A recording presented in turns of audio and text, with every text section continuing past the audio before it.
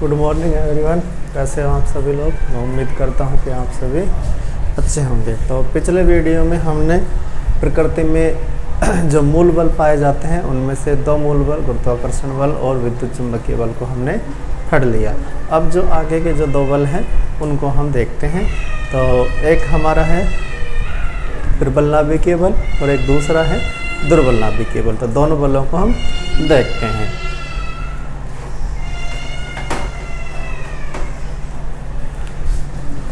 तो अपनी हेडिंग हो जाएगी प्रकृति में मूल बल।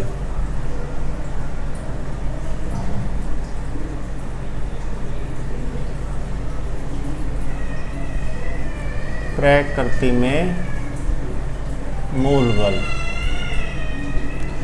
Fundamental force in nature. तो इसमें जो अपना तीसरा जो बल रहेगा उस बल का नाम है प्रबल नाभिकीय बल। प्रबल नाभिकीय बल यानी स्ट्रॉन्ग न्यूक्लियर फोर्स। तो क्या होता है स्ट्रॉन्ग न्यूक्लियर फोर्स, देखते हैं। जैसा कि आप सभी जानते हैं कि परमाणु जो होता है उसके अंदर नाभिक होता है और उस नाभिक के अंदर दो मूल कण पाए जाते हैं, एक होता है प्रोटॉन और एक होता है न्यूट्रॉन। तो नाभिक के अंदर जो ये मूल कण पाए जाते हैं, इन मूल कणों पर लगने वाला जो बल है वो प्रबल नाभिकीय बल होता है। तो देखते हैं कैसे लगता है, कैसे काम करता है, समझिएगा। हम जानते हैं कि नाभिक में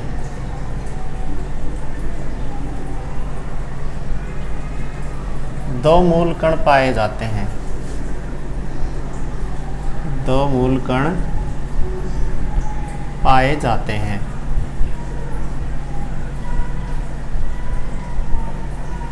और दोनों मूल कणों के नाम क्या है? एक का नाम है प्रोटॉन और एक का नाम है न्यूट्रॉन। प्रोटॉन व न्यूट्रॉन।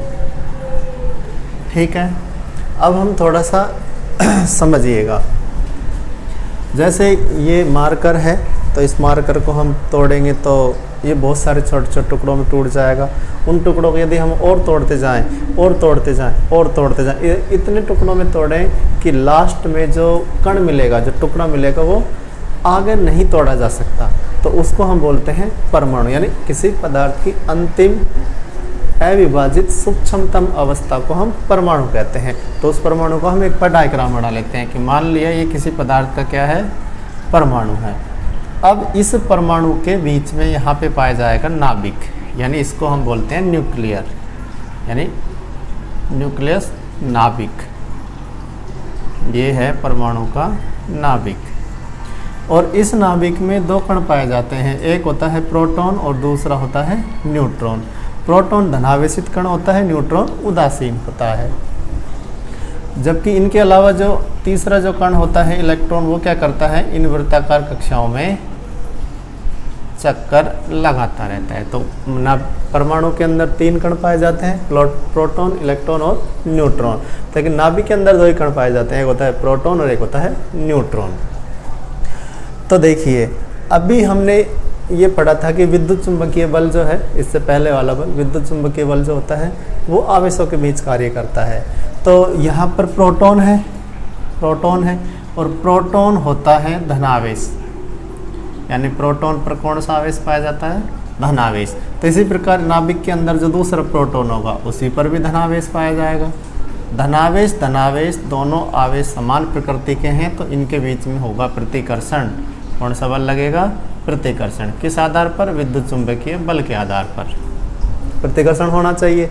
जब प्रतिकर्षण होगा तो ऐसे तो ये नाभिक अस्थायी हो जाएगा, यानी परमाणु का फिर अस्तित्व नहीं रहेगा, क्योंकि परमाणु के अंदर नाभिक ही नहीं रहेगा, ये तो नाभिक बढ़ता जाएगा। तो नाभिक के अंदर प्रोटॉन प्रोटॉन प्रोटॉन न्यूट्रॉन व न्यूट्रॉन न्यूट्रॉन पर जो लगने वाला बल होता है वो विद्युत चुंबकीय बल से 100 गुना ज़्यादा शक्तिशाली बल होता है। जो छोटी परास में काम करता है, कम दूरी में काम करता है, उसको हम बोलते हैं प्रबल नाभिकीय बल। ठीक है, तो उस बल को हम क्या कहते हैं? प्रबल नाभिकीय बल कहते हैं। तो देखिए, हम जानते हैं कि नाभिक में 2 मूल कण पाए जाते हैं, प्रोटॉन व न्यूट्रॉन। नाभिक में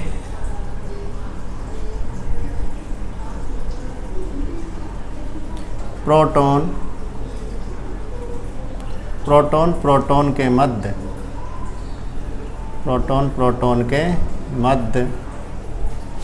विद्युत चुंबकीय बल, जो इससे पहले वाला बल था हमने पढ़ा है, विद्युत चुंबकीय बल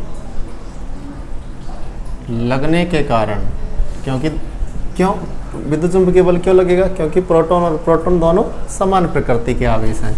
विद्युत चुंबकीय बल लगने के कारण नाभिक अस्थायी हो जाएगा। नाभिक अस्थायी हो जाएगा। लेकिन इससे ऐसा नहीं होता है, तो क्या होता है? उनके मध्य प्रबल नाभिकीय बल काम करता है। लेकिन नाभिक में विद्युत चुंबकीय बल से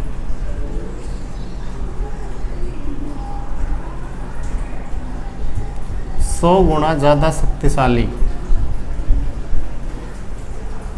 100 गुना ज़्यादा शक्तिशाली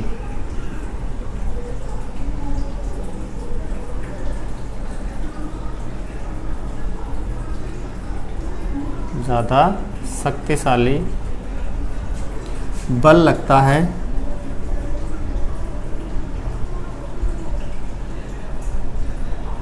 जिसे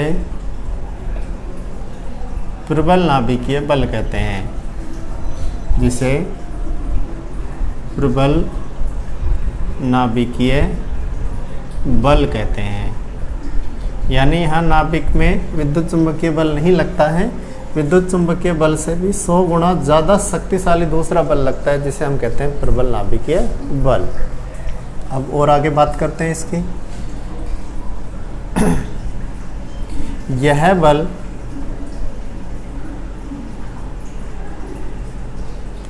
आवेश के मान पर निर्भर नहीं करता है, कि आवेश कम है या ज़्यादा है उस पर निर्भर नहीं करता।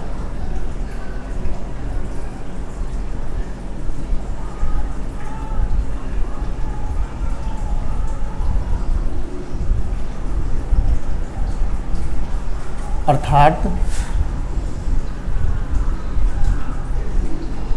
यह प्रोटॉन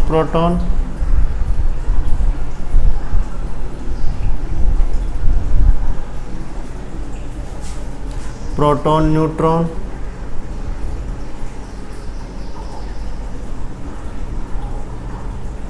व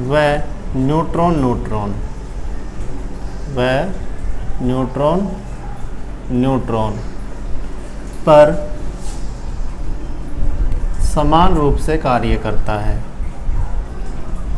समान रूप से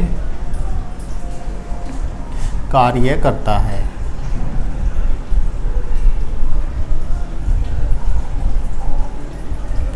ठीक है, तो ये बल आवेश के मान पर निर्भर नहीं करता है। यह प्रोटॉन न्यूट्रॉन और न्यूट्रॉन के बीच में समान रूप से कार्य करता है। तो ये प्रबल नाभिकीय बल है। इसकी परास बहुत कम होती है, यानी बहुत कम दूरी तक ये काम करता है। तो नाभिक का आकार वैसे ही बहुत छोटा होता है, तो ये छोटी दूरी पर कार्य करता है। यह बल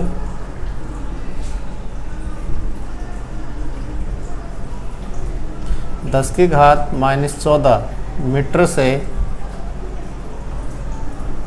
10⁻15 मीटर, ऐम ही लिख देते हैं, तक परिसर में होता है।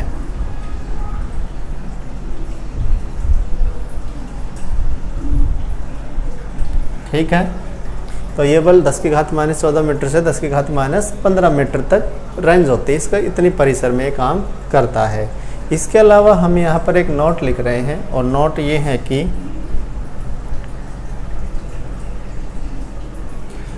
सन 1964 में,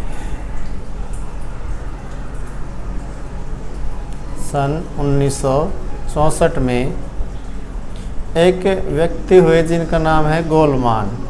गोलमाल नहीं है, गोलमान है। तो सन 1964 में एक व्यक्ति हुए जिनका नाम था गोलमान ने बताया कि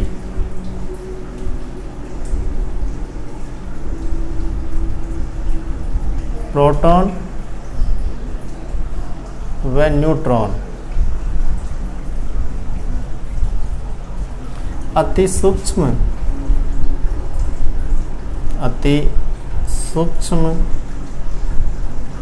कणों से मिलकर बने होते हैं।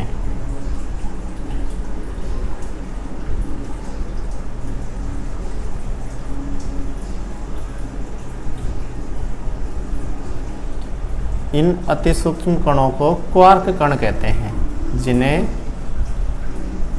क्वार्क कण कहते हैं। ठीक है, तो ये आपको समझ में आ गया होगा कि 1964 में गोलमान ने बताया था कि प्रोटॉन व न्यूट्रॉन अति सूक्ष्म कणों से मिलकर बने होते हैं। तो उन अति सूक्ष्म कण या अणुओं को हम क्या कहते हैं? क्वार्क कण कहते हैं। दोबारा देखिए एक बार इसको, जो हमने पढ़ा है प्रबल नाभिकीय बल यानी स्ट्रॉन्ग न्यूक्लियर फोर्स, प्रबल नाभिकीय बल स्ट्रॉन्ग न्यूक्लियर फोर्स हम पढ़ रहे हैं।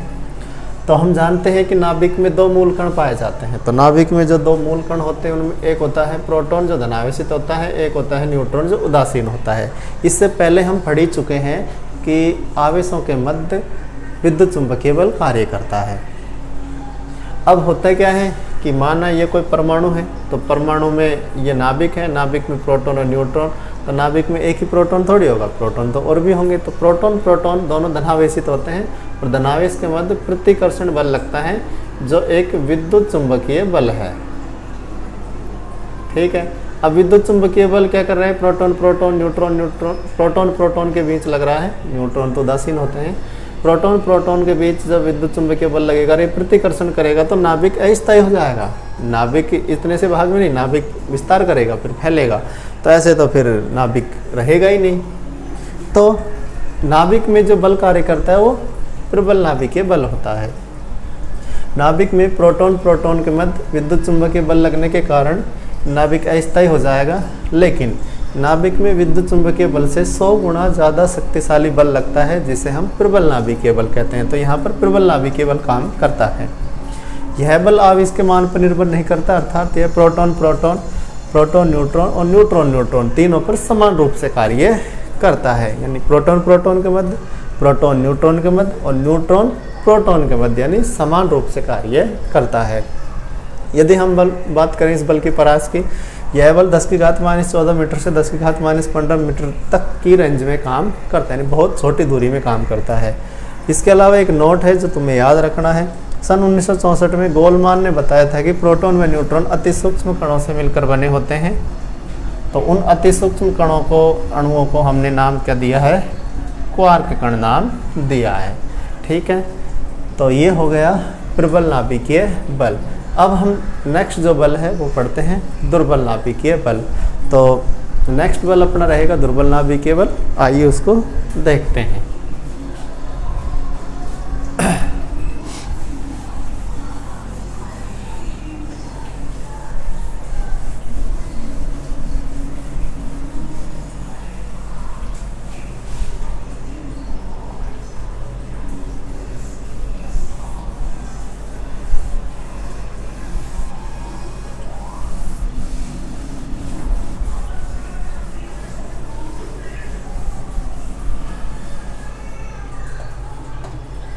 तो लास्ट अपना जो चौथा बल रह रहा है उसका नाम है दुर्बल नाभिकीय बल।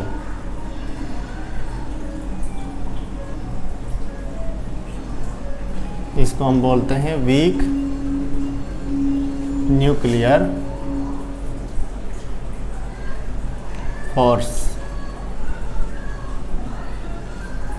तो देखिए दुर्बल नाभिकीय बल क्या होता है।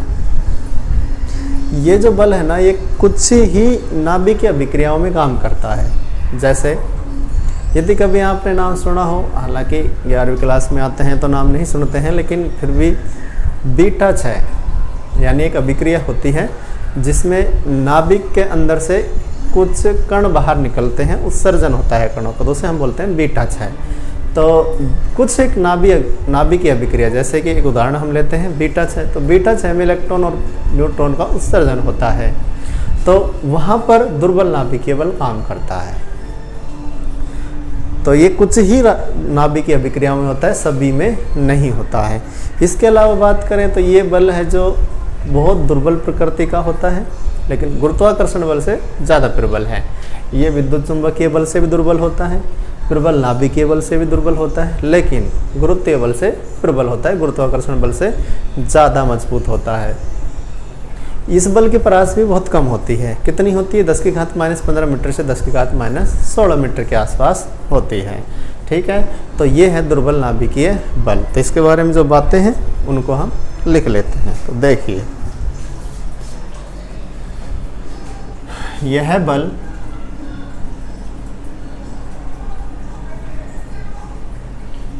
कुछ निश्चित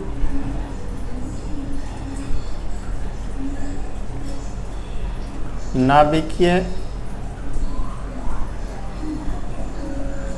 अभिक्रियाओं में लगता है।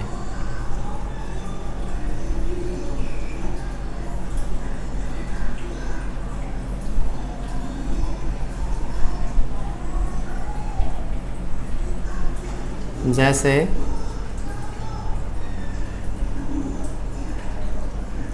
बीटा 6, तो एक अभिक्रिया होती है, उसका नाम है बीटा 6। बीटा 6 होता क्या है कि नाभिक से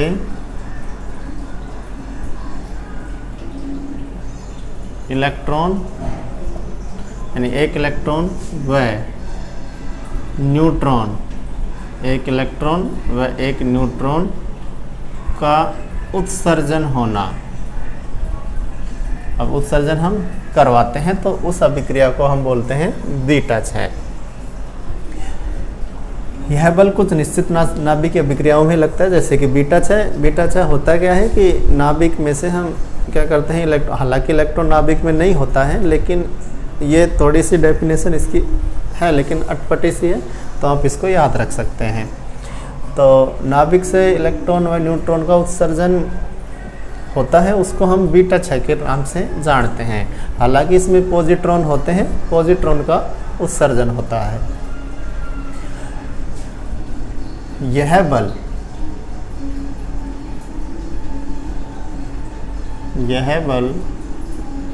गुरुत्वाकर्षण बल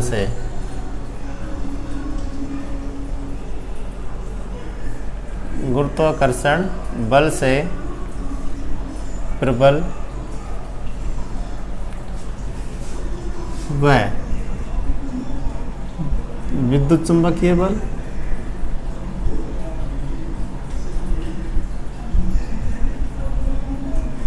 तथा प्रबल नाभिकीय बल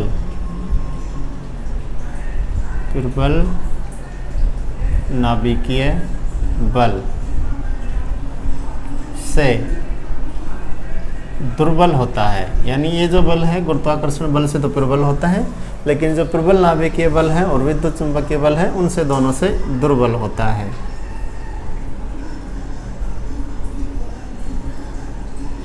इसके अलावा इस बल की परास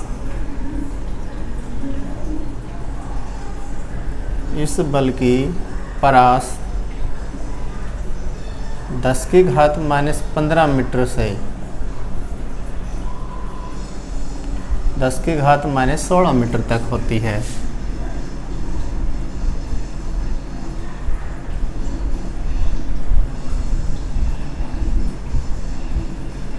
ठीक है, तो ये हो गया अपना दुर्बल नाभिकीय बल।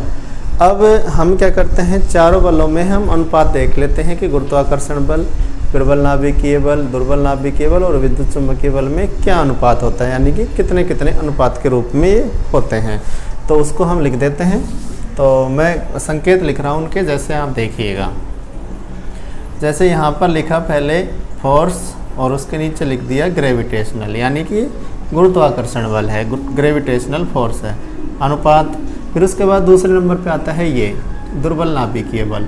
तो इसको हमने लिख दिया फोर्स वीक न्यूक्लियर फोर्स, ठीक है।